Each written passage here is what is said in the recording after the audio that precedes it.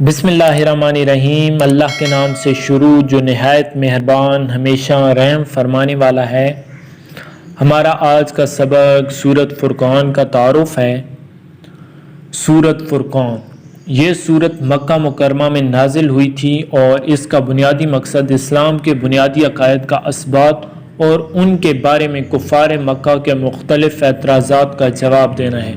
نیز اللہ تعالیٰ نے کائنات میں انسان کے لیے جو بے شمار نعمتیں پیدا فرمائی ہیں انہیں یاد دلا کر اللہ تعالیٰ کی فرما برداری، اس کی توحید کے اقرار اور شرک سے علیحدگی کی طرف دعوت دی گئی ہے۔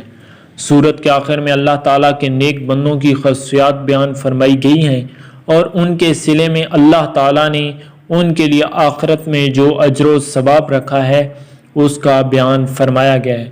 سورۃ الفرقان کا یہ ہمارا مختصر سا تعارف جو ہم نے بیان کر دیا ہے۔